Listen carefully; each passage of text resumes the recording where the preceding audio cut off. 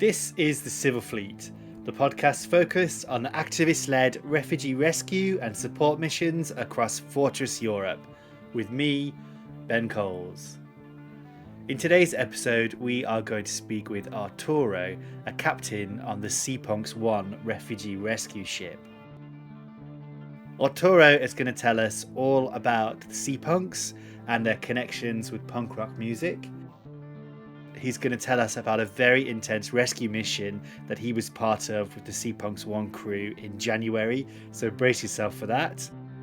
And we're also going to talk about how Italy and Europe is deliberately forcing NGO ships to sail miles and miles away, keeping them away from the Mediterranean and from saving more lives in the sea.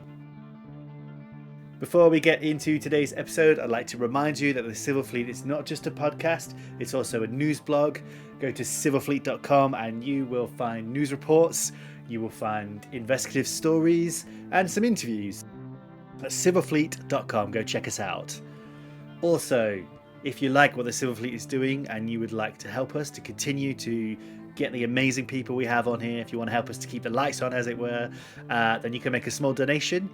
To do that, you can go to ko-fi.com/civilfleet, and on that website you can make a small donation or a huge donation, a monthly donation or whatever, and the cost, any money we get from there goes towards keeping the show running. That would be greatly appreciated if you could do that, but I know times are difficult, so no worries if you can't. What you can do instead, if you wish to support the Civil Fleet podcast, you can share us around, tell your friends about us, give us reviews on podcast apps and all that kind of stuff. Oh, we're on YouTube as well, so you can like and subscribe on there too if you like. Right, I think that is enough from me. Let's get on with the show. Enjoy. All right, so Arturo, are you ready? Yes. Okay, Arturo, thank you very, very much for coming on the Civil Fleet podcast. Thanks to you. Thanks you, Ben, for inviting me.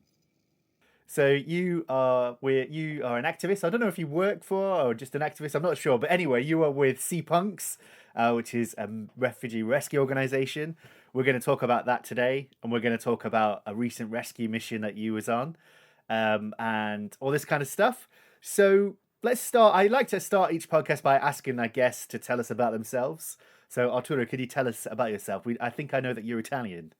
Yes, I'm originally from Italy, but I live in Ireland since 2007.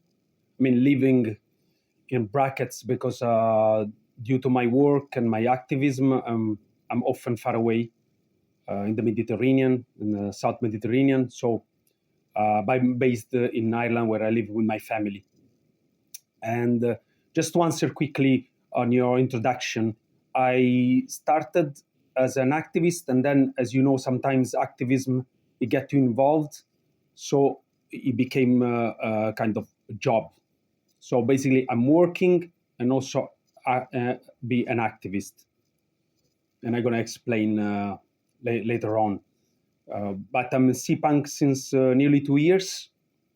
It was founded, the Seapunk, by the group of friends in Germany in 2022, something like that, and they got the ship ready in 1.5 years, and then I got involved on their first mission. We started from Spain, and we went down to the search and rescue area to assist people, to people on the move. That's how I started. And I got involved as a job. I was called just to cover for another captain that got sick, and then I'm luckily, I don't know if it's luckily or not, but I'm still involved with Seapunk after nearly 2 years. And how did you first get involved in like this kind of stuff? Like, were you a sea captain before, or how did you get into it? Yes, that's a complicated, intricate story we're going through. I try to be clear as possible. I did study the maritime college in Italy to become a captain. I did the full career deck cadet, third officer, captain of big ship, big cargo, containers, around the world. Mostly between South America, West Africa, North Europe, etc. And then while doing this job, because you have many months off between one contract and another, I start to get involved into studying law, because my brother is a lawyer in Italy. And he said, why don't you start was studying law, a bachelor, and then you get involved with the maritime law. So I started to study while I was off the ship. So I got this double career. To cut short, I got a full exam to work in the Law Society in Rome. Then I got a master in maritime law. In the meantime, while I was doing the master, I had to do a project.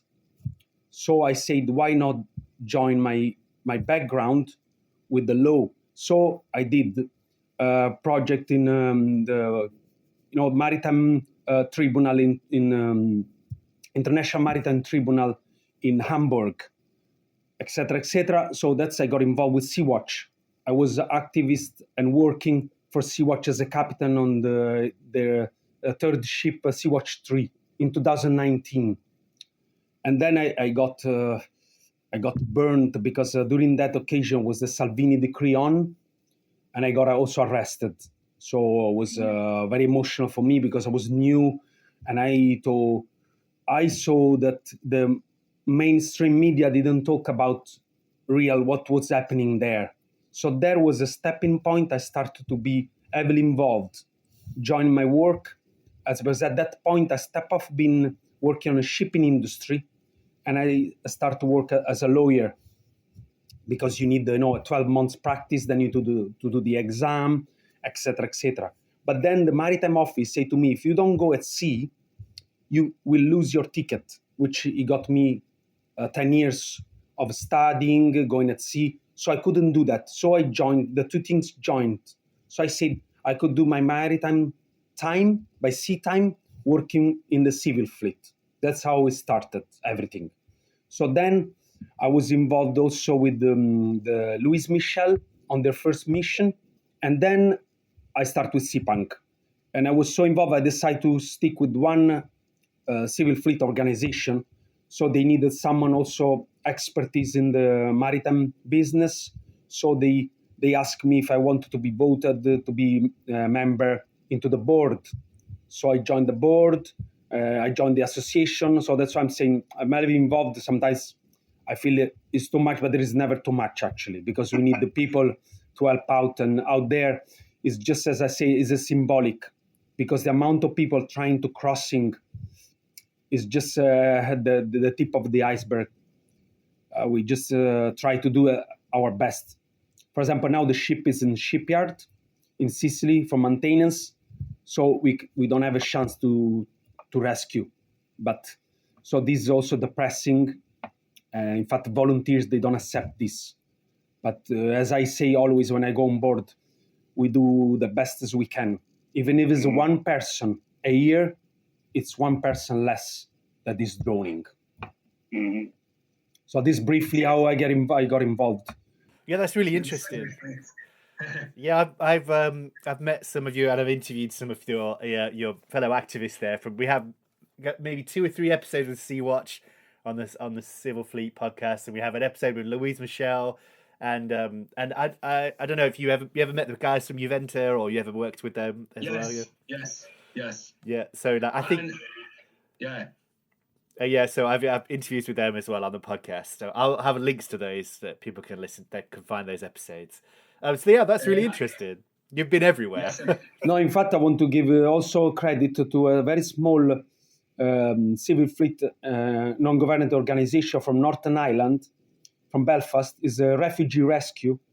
They had 2 ribs, 2 inflatable, big, rigid inflatable boat based in Lesbos, and I also there helping them. But then the Greek government went to a bit to far right, and they say we don't want them anymore, and they had to withdraw the operations. I was very sorry because there no one talk about, but from Turkey to Lesbos is every day people trying to cross, and I was also there helping them for a couple of times. And now, funny enough, but their boat have been donated to another, so there's still a good use of their 2 boats.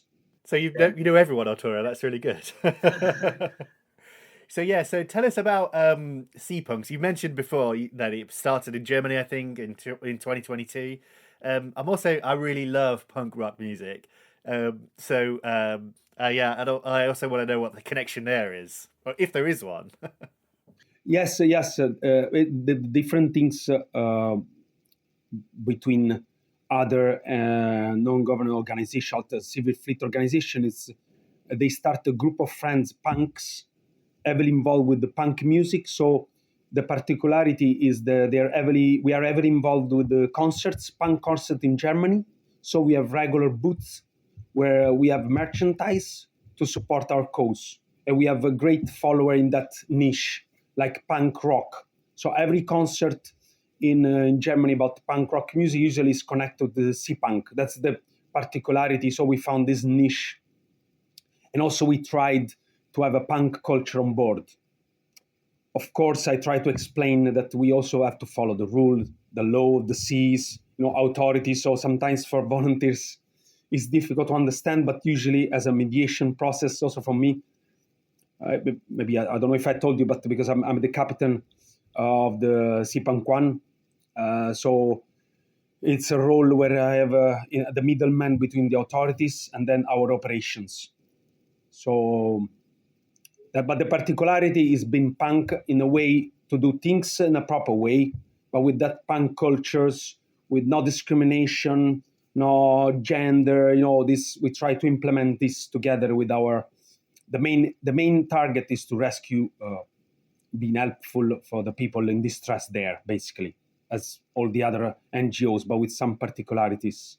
That's great. I like that you've got this punk rock ethos as well, and like people can't see on the podcast, but you're wearing the Seapunk t-shirt, and the symbol is like a seahorse with a Mohican. It's really cool. Yeah. Yes, was designed by one of the founder, and there's still 2 or 3 founders still into the association, because this association tends to absorb loads of time, so we have a very high turnover of people, but we try to keep the core and to keep we tend to be like an organization, open organization, very horizontal, but it's not as easy as saying it. I guess like when you're at sea, there's certain roles that you have to play. I guess the captain has a role, and then the head of the rescue and stuff. But yeah, and then you try to maintain like a horizontal. What's the opposite of a hierarchy? Yeah, horizontal structure. Yeah. In fact, that's the most difficult part, actually, because we apply during our meetings. Our organization is as horizontal as possible. Every decision is taken with a vote system, etc. But then when you go on board, then you need to have a hierarchy, a little bit. But otherwise, it's becoming a mess because most of the volunteer. There's also the other particularity. We tend to have people on board, not seafarer. So only the minimum manning. Every ship needs to have a minimum manning dictated by the authorities, which they say, okay, the captain, the chief engineer, and the deck needs to have this special ticket. But the rest, we tend to take people first time on board, first time on rescue mission, first time on a ship. So also that is challenging, and it's part of our project to make people aware. Otherwise, it would be easy to just pay all the seafarer and do the job as other organizations. They start to tend to do it. We want to keep it a very personal approach, and having people on board that never been at sea. In fact, another particularity problem is seasickness, which sounds a detail. Sometimes it can make our operation more difficult because 90% of the people on board sometimes is seasick. No one is around.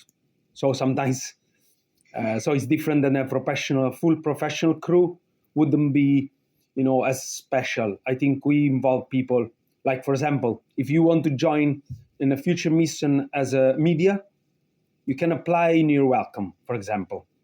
I will do. Yeah, I do. I really want to come on the ship. But yeah, I do worry about seasickness. Yeah, that's normal. But after 24 hours, you get better. We have medics on board that will treat you well. Okay, well, I think after this interview, or sometime this weekend, I will apply. I will get on there and apply. Yes. Great. So yeah, and then so how long do your missions usually last? So you have volunteers come on, and I guess it depends, right? But before we talk about the most recent mission, can you tell us like how do you operate? Like how? Because I think your ship. I don't think I've seen a picture of it actually. I must have somewhere. But your ship, the Seapunk I, does it go out to rescue, or does it go to support like the other bigger ships, or does it do both? Like how does it work? Yes, I'm going to explain. The rotation is lasting 5 weeks. From the time the volunteers start to arrive, from the first day, we have 1 week of preparation because because some of them, they have zero experience. We try in that week to build up some skills. Of course, 1 week is nothing, but we prepare them for their role on board. For example, we have a guest care person, which usually is not seafarer, is a person that will deal with when we have people on board, we embark people in distress. Some cases I'm going to explain also about this. So he's going to take care, they're going to take care of the people. So it's a different role. So in that week, we prepare a little maritime background to be ready for going at sea, because they're going to need to help with the rope, for example, with the lines, with the mooring, with some technical operation on top of their job, of their daily job, because we have doctors, they take holidays to come help us as a volunteer. So basically, they need to know a little bit of maritime, and also on the medical side, what they will encounter. Specifically, they need to be able to perform certain type of medical assistance. So that's first week finish, and then we leave. Usually there is a buffering time, because sometimes, depends in the crew we have, we can take even 10 days. Sometimes it's 5, 6. Then we go at sea, and we spend the first day, 2 days of transit to the area, because we are based at the moment in Sicily. So it takes nearly like 30 hours to go in our area of operation where we are most needed. So during that transit, we do other training, like launching the small boat. We have a small fast boat. So we practice with that, with craning, so some technical training too. And then we are on standby, coordinated between. Also, this I want to be specific on this, because most NGOs, they criticize the authorities. Instead, I want to make clear that we work kind of together with the authorities, because sometimes we get the position from the Frontex planes. They give us the position of a boat in distress, because the actual Italian Coast Guard, if it's too far away from Italian coast, they cannot intervene. So they give us the position, we go. Sometimes we work through alarm phone. As you know, probably you had podcasts about this. So we work together with the alarm phone. Some other times, bigger asset like Sea-Watch. So it's a teamwork. Because our ship is not big, our main, operational concept is to arrive on the scene, stabilize, so give assistance in a way, give life jackets. They don't have any life jacket, because the smuggler, they're like the proper criminals, because they make people life like it's only about money. So for them, they just let people leave without any means of safety in case the boat capsize, etc. So we give life jackets, we give a quick medical assessment, we give water, we give food, and then starts the mediation process with the authorities to see if we have to embark them and to escort them in a port of safety, or we wait for the Coast Guard, and usually they send their cutter or the ship to assist. So it's depending. It's very variegated, the options we have. Normally, if we are far away from Italy, we don't have many option to escort for like 12 hours, because usually the engine, it's out of fuel because they don't have enough fuel, or they're half through the fuel, and salty water. It's very, very bad. In fact, now I have flashbacks, so it's quite also difficult to talk. When I go into specific situation, it reminds me, because sometimes you have dead person on board, etc. We're going to talk through that. So then we have 1 week. When we finish our rescues, we go back to port, but then it's not finished the rotation, because then we have to get the ships back in shape. And then the most difficult part, as we have the last rotation, is the debriefing. Debriefing means also psychological debriefing, because we have people that never seen, the mainstream doesn't show you the reality. So you see bodies, and sometimes you have to put bodies in a body bag. And that is traumatizing, and usually it's done but not seafarer, because sometimes we are involved with technical operation, with sailing the ship, so sometimes a volunteer has to do it. At that moment, they don't realize. When they go back on shore, you start to have a flashback and bad memories, nightmares. So that's the debriefing week. It's very important to deal also with that. And of course, to make, again, the ship ready again for the next rotation, because you need to rinse the life jackets, because the Coast Guard, usually after the rescue, they take the people on board and they give us back the life jackets. So we need to rinse them dry, put them back in the bags, reset the ship in general, do maintenance. It's very old ship. The Seapunk I was built in 1969. So as you can understand, the maintenance is a high topic. Most of the time, if we cannot go on at seas because we have some issue with the engine or rust repair, it's a very old trawler originally ship, so it's old, and so it needs care. She needs care, yeah. Yeah, that was a really thorough answer to that. Thanks very much, Arturo. Yeah, that's how I imagine your missions go. So it's good to hear that detail. And also, I think it's useful to hear if people listening want to volunteer with you guys, and that's really good to know. But yeah, I imagine the debrief is very, very important, because you do see some pretty horrible things, and I've had a lot of people on this podcast and they've told us some terrible things that they've witnessed. But I think it's really important, like you said, a lot of media doesn't go into this. They just focused on the people on the move as terrorists or as criminals or something crazy. But yeah, like you said, they're the victims here, and we're just trying to help. So yeah, why don't you tell us now about that? The last mission you were on, it sounded like it was quite big. I know you were operating kind of jointly. I don't know if you set out to join with the Ocean Viking, which is a rescue ship operated by SOS Mediterranee. But yeah, you worked with them, and I think you rescued over 100 people. You had over 50 people on your boat, I think. Anyway, yeah, tell us about that mission if you can. Yes, that was the last mission you referred to. It was quite challenging and emotional, because we had something that doesn't happen often. Was specifically we did because we were at sea like for 10 days, 12 days. So we did a first part where we had like a standard rescue with the assessment, patrolling, and we had a stabilization of a boat. They were coming from Libya as usual, and they were trying to reach Europe. So we stabilized, and then it came the Coast Guard. But that's pretty standard, nothing special. But the after that one, we had one where the Ocean Viking was already assigned the port of safety by Italian authorities. So that's it. But we got the position first from alarm phone, and then from Frontex, of a boat in distress further south, north of between Libya and Italy, so far away from the authorities to go. They could only send the plane to monitor the position. So we start to head there. This was in the night during 3 a.m.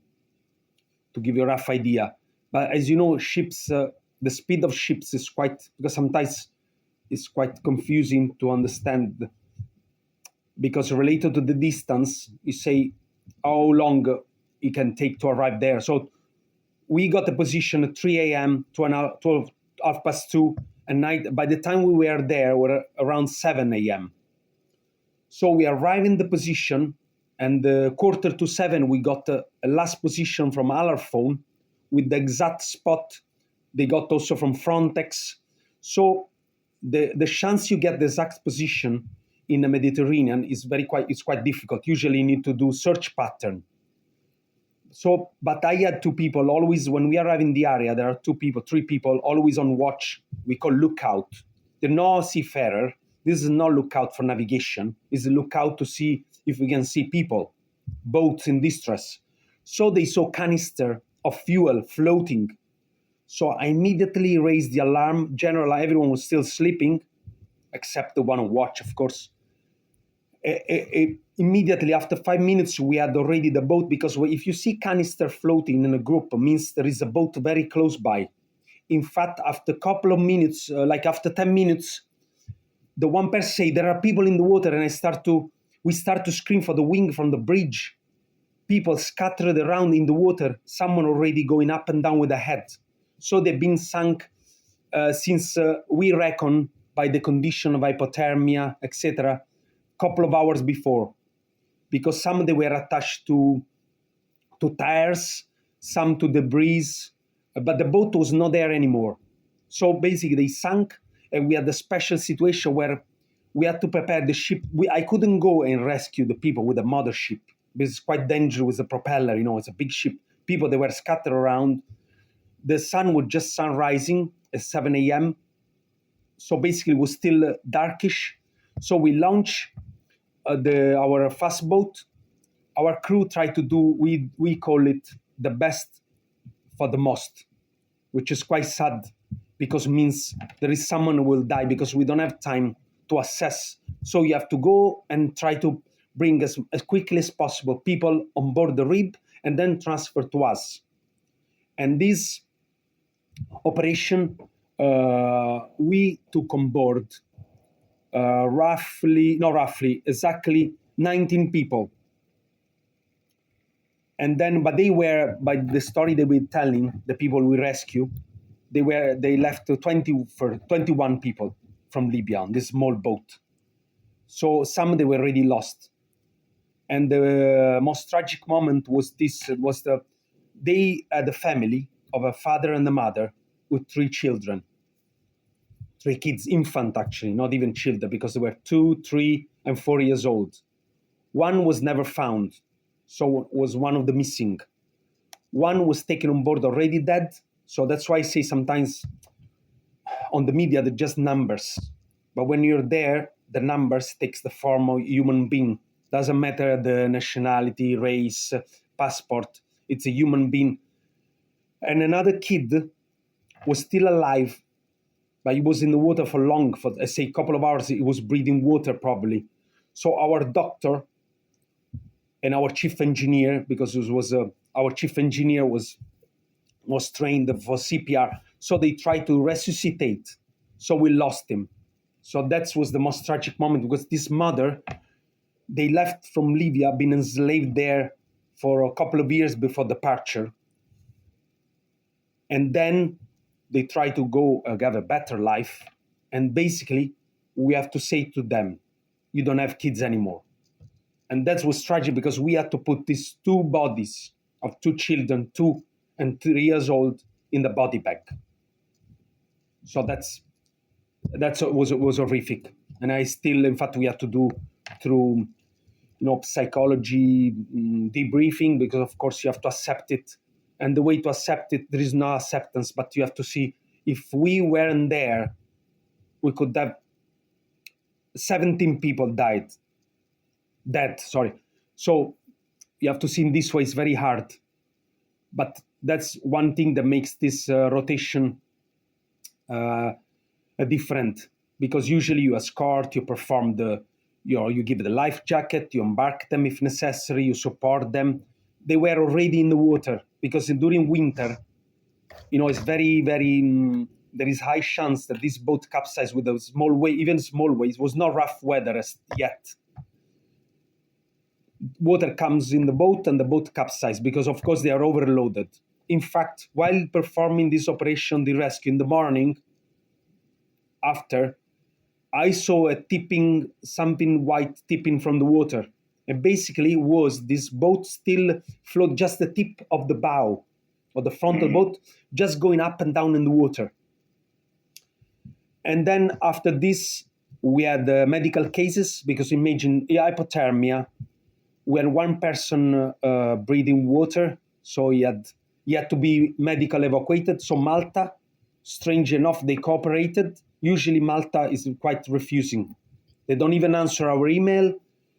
On the phone, they just hang out. Really, it sounds strange from from Northern Europe cultural. If I call the Coast Guard now, I mean, they're going to listen to me and they're going to intervene.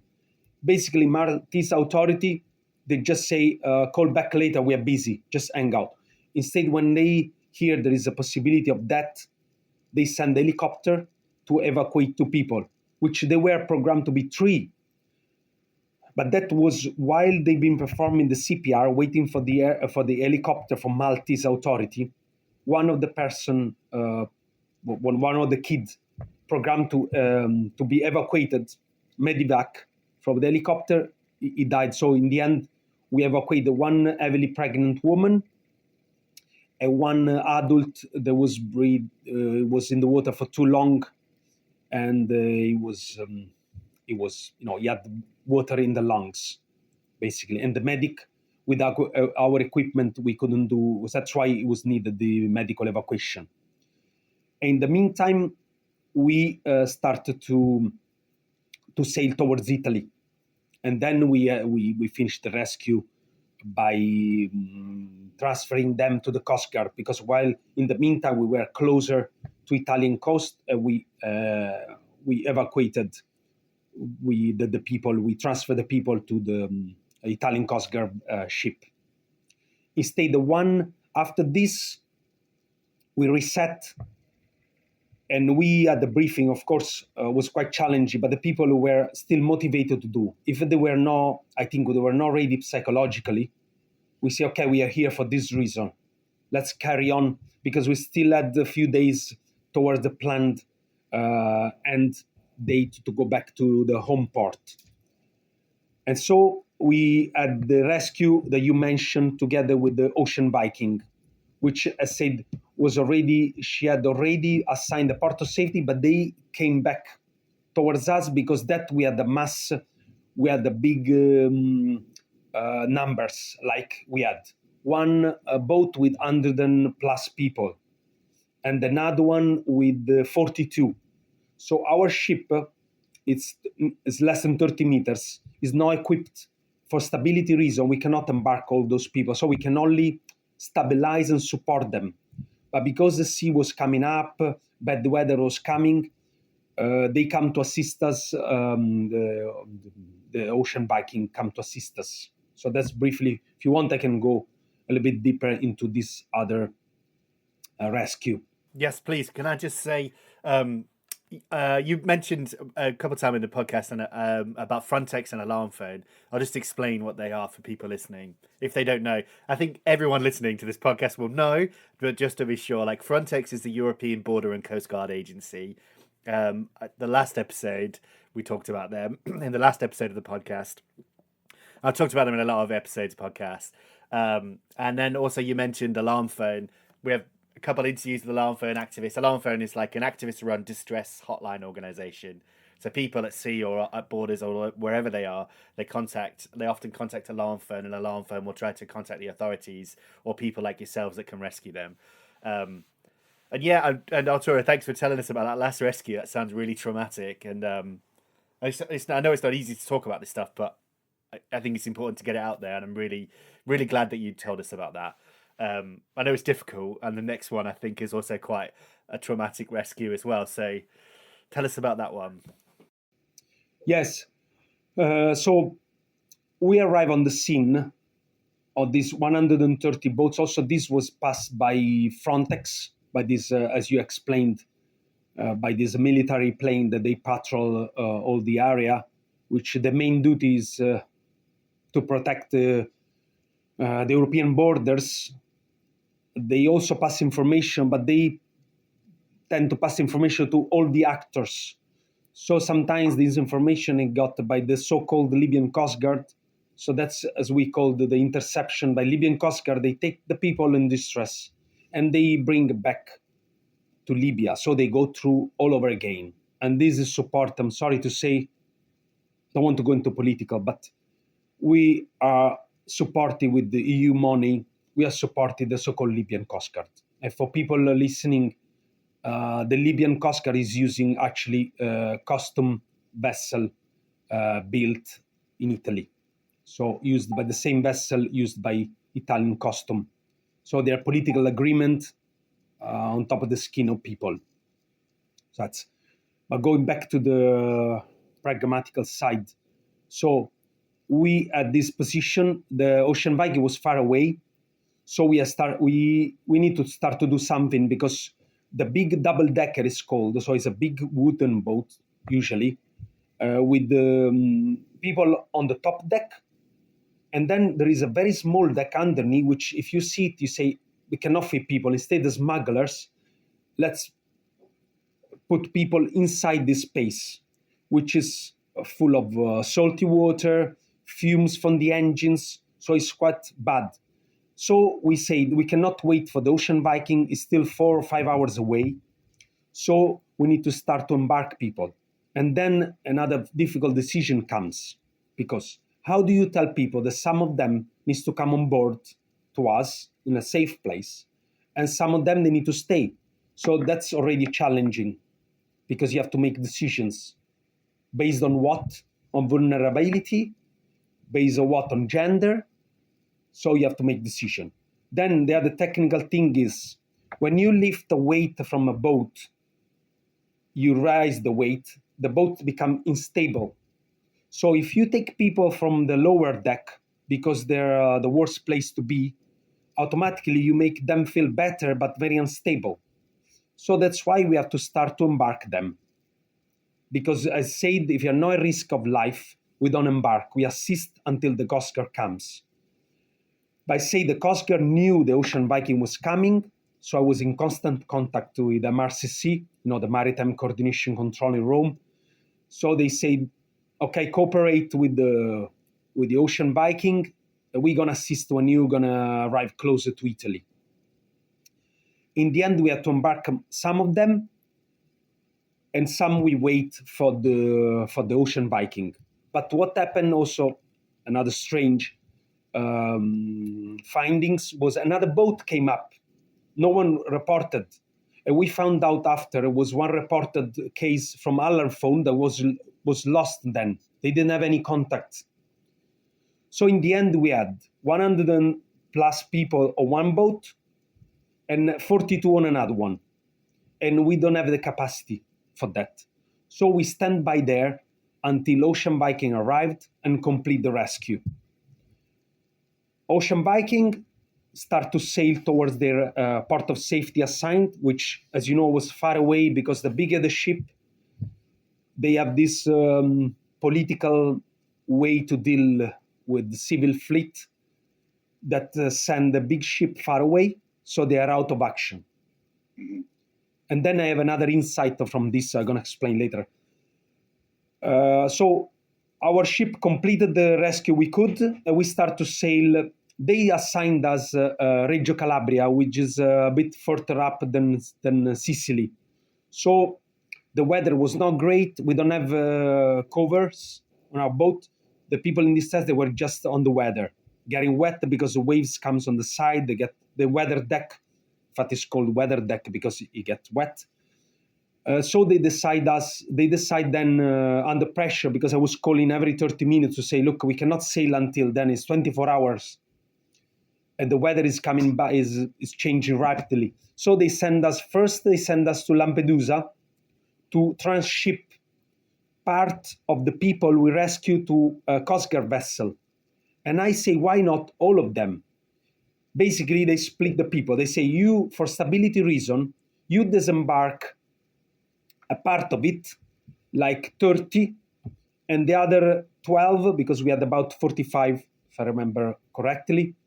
The other 45, you keep the 15, and you go to Reggio. I couldn't get it, and it was very difficult, because the volunteer, they didn't want to split people, because they've been rescued together.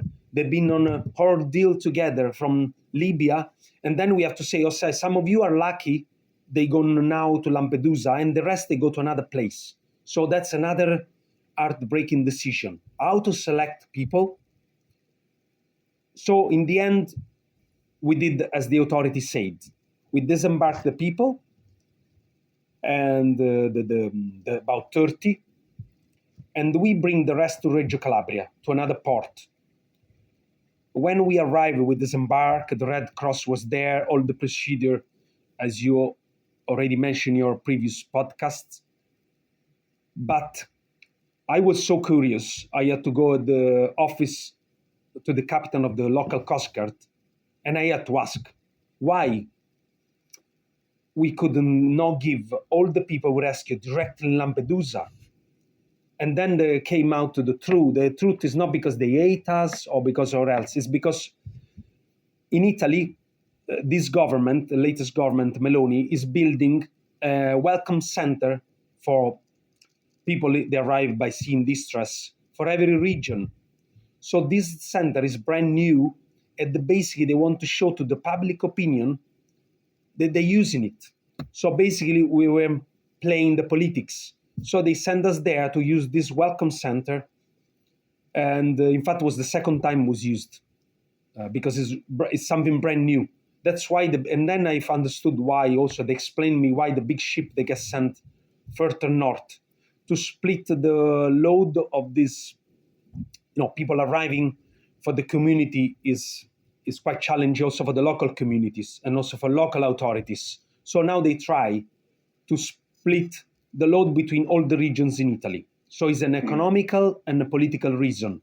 Because we thought now they're going to send us to do a big inspection to detain us.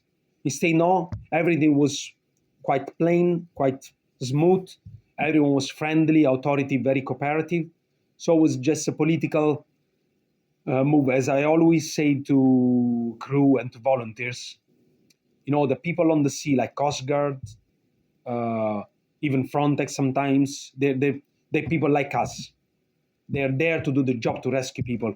The problem sometimes is on top of the government, in parliament, these people are just numbers. So it's a different approach. We were needed to go there to use this new welcome center.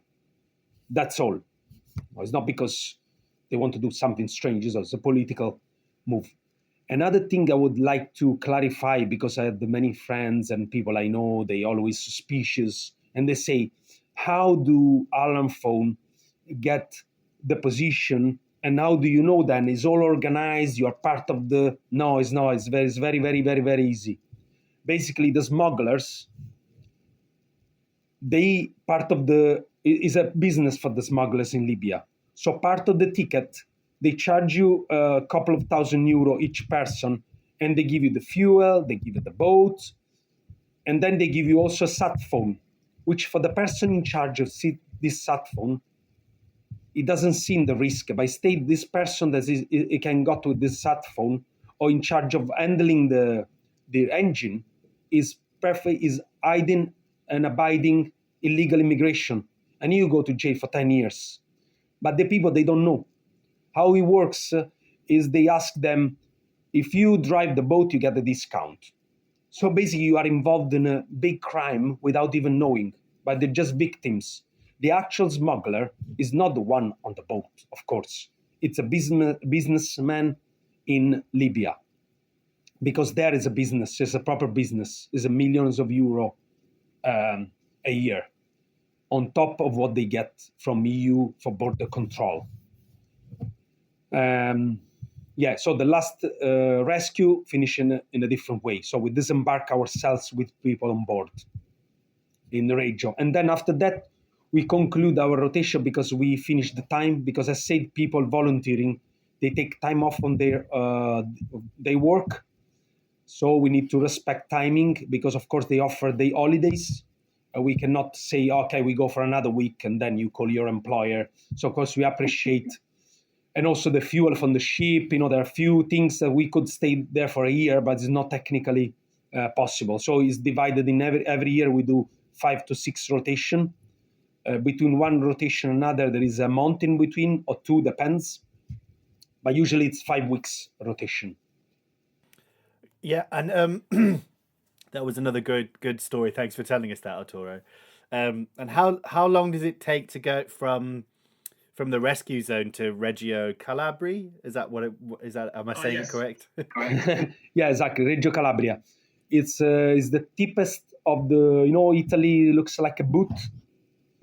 is the deepest point is in front of Sicily, and from the search and rescue area to there, it's about 36 hours. Instead to our home port is 24 hours, and then of course to Lampedusa, which is the closest place, it's only maybe 10 hours, depending where, of course. But these are the distances at sea.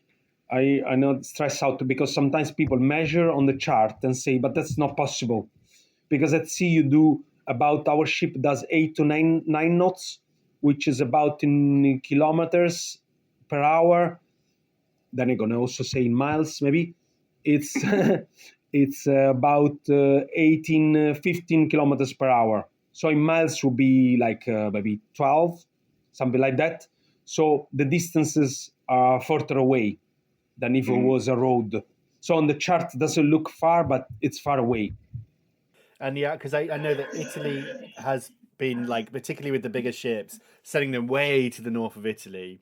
In like UK terms, I've said this a few times on the podcast and on the blog, but like it's like in the UK, it would be like rescuing someone in Jersey, just off the coast of France, and then the authorities say take them to the Shetland Islands, like way to the north of Scotland. It's so far. It's really crazy. And like I've always wondered, how do you explain that to the people you've just rescued? I mean, they've just been through something awful, and you're like, well, we can see the land, maybe. I don't know if you can see the land, but you know, we're not that far away, but we need to stay at sea for another 36 hours. Like, how do you tell them that? Yes, that's in fact, as mentioned before, is the most difficult part. It's not even to take a person physically from a boat in distress, bringing on board. That the easiest part is a material part, objective part. Instead, when you have to explain how does it work and what they're gonna go through, then is more difficult, especially as said when they see the coast, and then you have to explain them. Okay, some of you, they're gonna go now, some we have to sail for another 36 hours to another port, so it's challenging. But I have to admit, they've been in so many difficult situations since they depart. For example, some they're coming from the sub-Saharan Africa. For us, would be much more difficult. I mean, they're very tough. Sometimes they're stronger than me. Sometimes when you explain things, oh, don't worry, brother. Don't worry. We try to explain that they are far ahead. They say, look, we feel safe now. Thanks for helping. You know, and then you understand how. I mean, we are spoiled, and that's why everyone should know this. We are kind of spoiled. They leave their country without, not even with flip flops. You know, they have just a trouser and a T-shirt, and that's it. Yeah, that's it. And then they have because now phones is everything for everyone. So they have their phones wrapped in foil because they know they're gonna endure. And as soon as they arrive on board, they open it and do. And then it's a strange situation because, you know, it's so hard for us, the situation. But then the humanity comes out, and then they take out the phone and maybe they do selfie, and then the media, they take this part out of the context and they say, oh, look, these people, they look like travelers going on holiday. They say, no, there's a moment of joy. Imagine you depart 2 or 3 years before you're actual doing the crossing, because they get stopped in every country. They have to bribe local police. They have to work for free, or they work in a local house, because in Libya, it's very common to use people from sub-Saharan country as your gardener, as your helper at home. Is kind of accepted slavery. So in change, they pay you, you save your money, and then you pay for your dream travel to Europe. And when they don't have enough money, and this you know better than me probably, actually I'm sure, you get the family in Nigeria or wherever, they got called and say, please, your relative is in jail. To get out from jail, we need $2,000 or whatever. So there's a ransom system, is very complicated, intricate. Yeah, it's really bad. And I did an episode with I'm not going to remember anyone's name.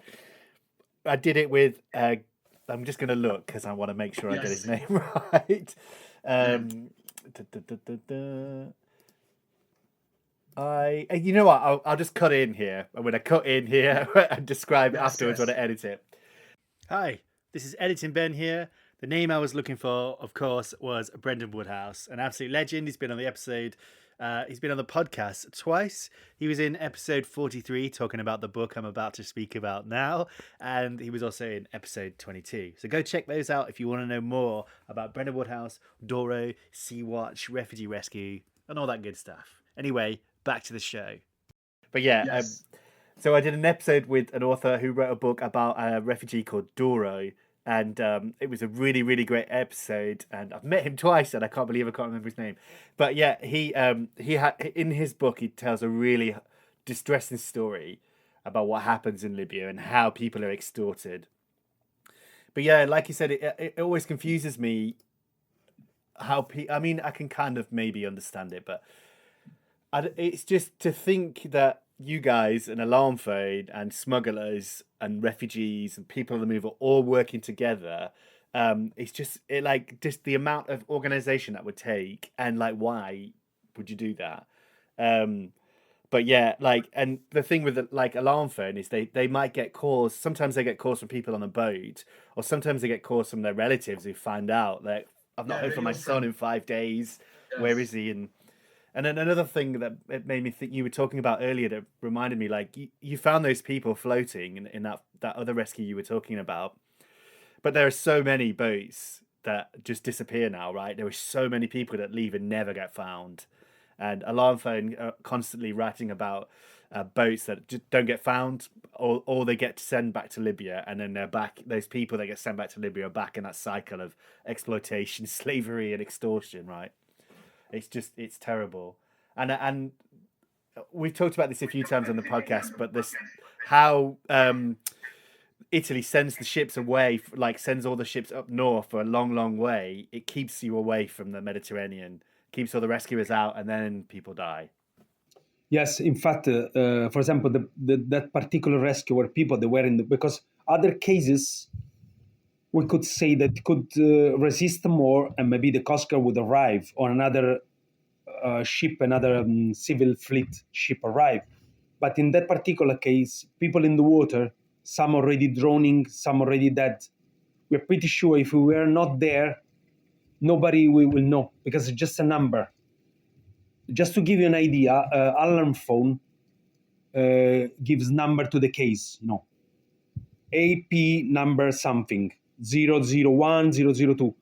We did the rotation at the beginning of was the beginning of January, and basically there were already a number more than 90. I don't know if I got a number 95 or something. So imagine in a few weeks, in a few days, numbers are high.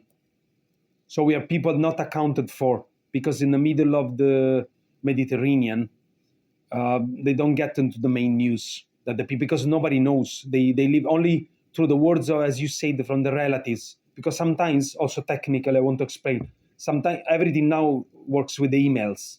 It's not old style with the radio, also radio, but mainly emails.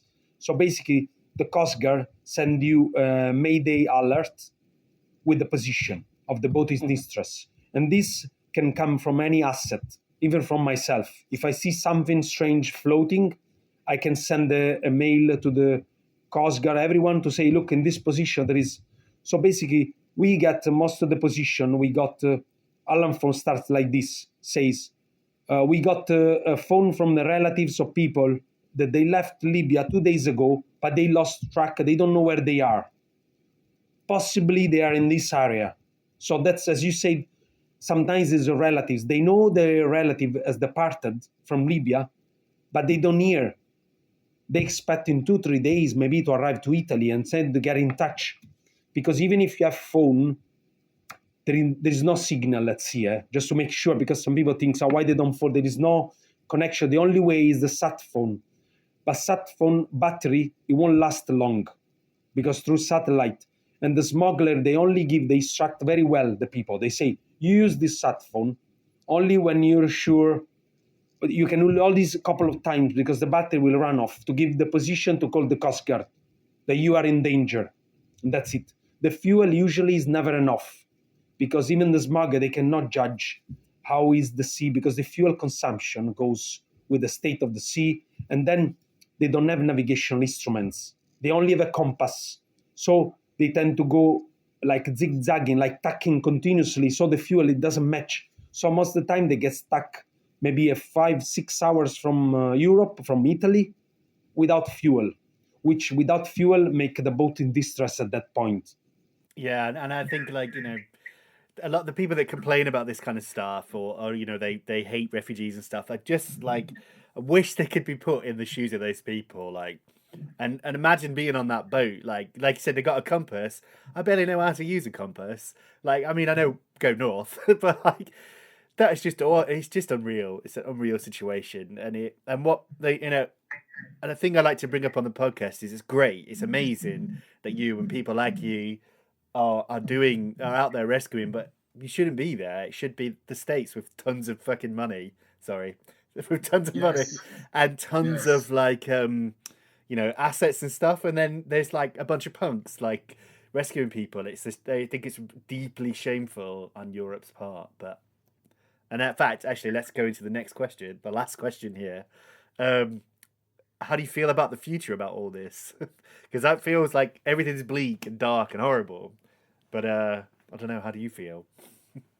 Yes, I would go back just shortly, because as a famous philosopher says, to know the future, to predict the future, you need to know the past.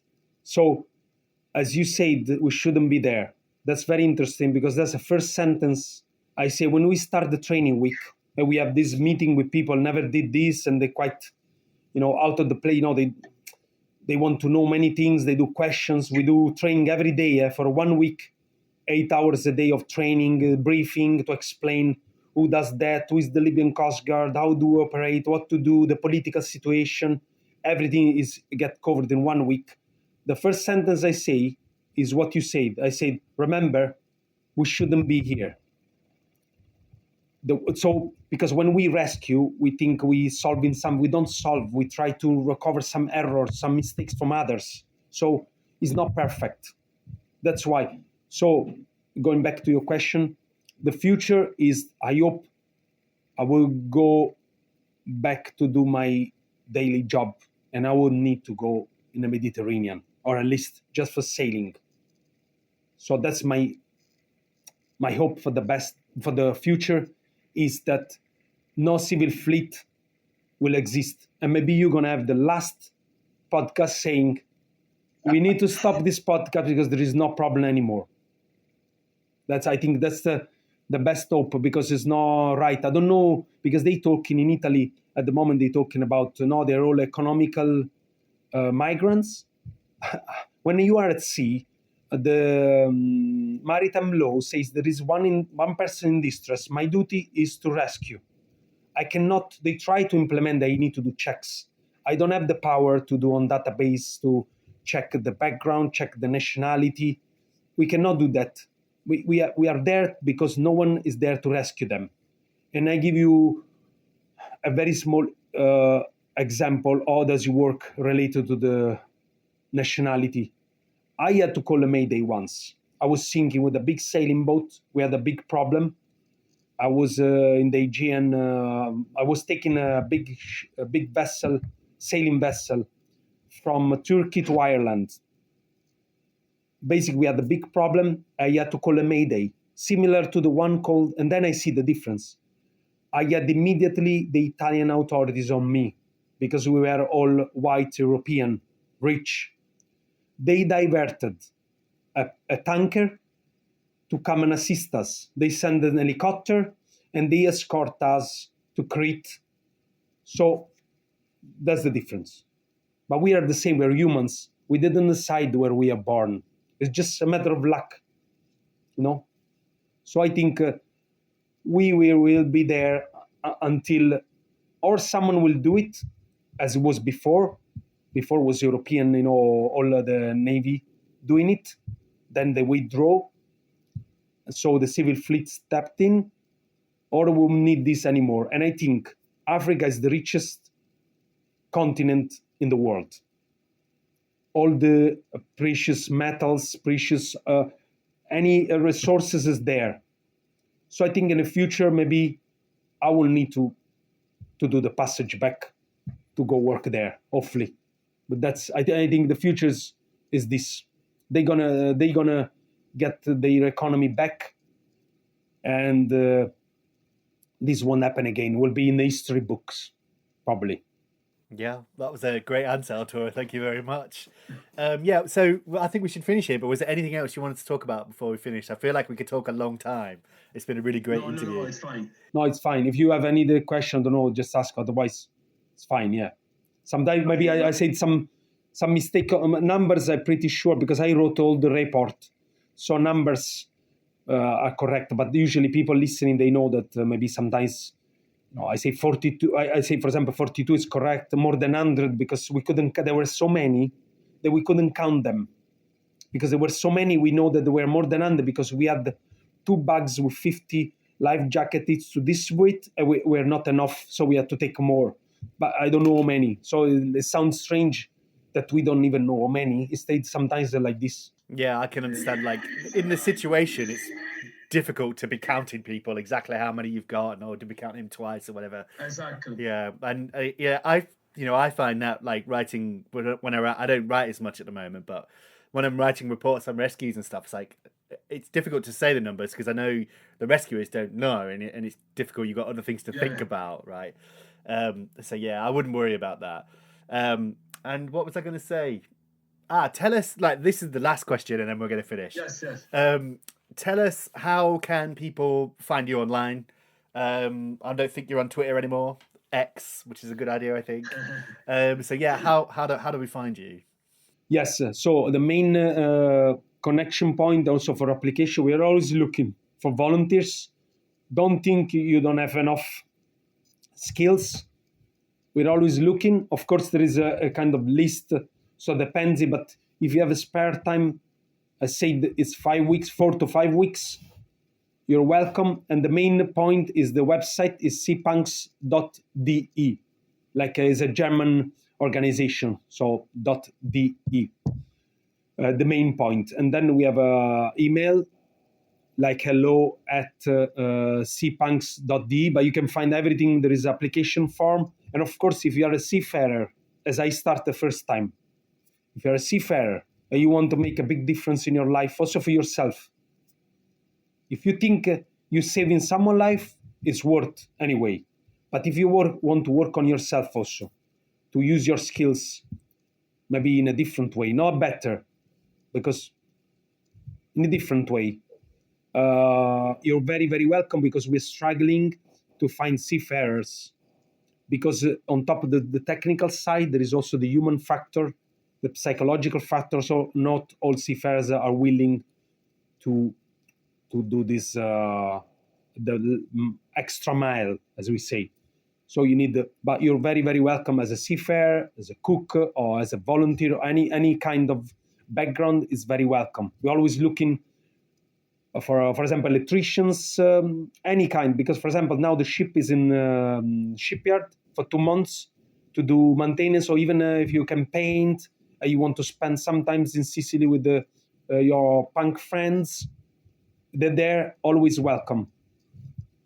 And Sicily is beautiful, I have to say. It's really, really lovely, really beautiful. Yes.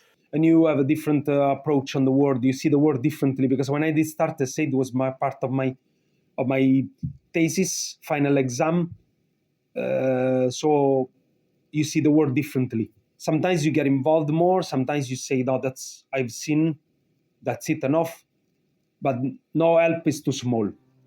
Well, that was great. Thank you very, very much, Arturo. That was a really great interview. Thanks very much. Thanks. Thank you. Okay, that was episode 69 of the Silver Fleet podcast. Thank you so much for listening. Thanks again to Arturo and everyone at Seapunks. Thanks for coming on the podcast, guys. It was really great. Thanks for helping me organize it. Thank you so much. And to you listening, thanks again for listening. Go check out the Silver Fleet blog. Go to silverfleet.com and you can find news stories there, interviews, investigative reports, and all kinds of stuff. So go check out the blog too, as well as listening to this. If you would like to support us, if you would like to help us to platform the awesome people that we have on this podcast, and you can make a small donation. You can go to co-fi.com/civilfleet, and there you can make a monthly donation, a weekly donation, a yearly donation, or whatever. One-off is fine too, anything whatsoever. Any help you can give us would be greatly appreciated. And like I said at the beginning, no worries if you can't, if times are hard, but what you could do instead, if you wish to support this podcast and the Civil Fleet podcast in general, you can share us around with your friends. You can give us ratings on podcast apps. You can tell people who don't know anything about this situation about us. Share us on social media, follow us. All the links and stuff to our social media feeds are in the show notes, and you can find them on the blog too. All right. Thanks very much for listening again, and I will be back with another episode soon, I think. Cheers. Have a good one.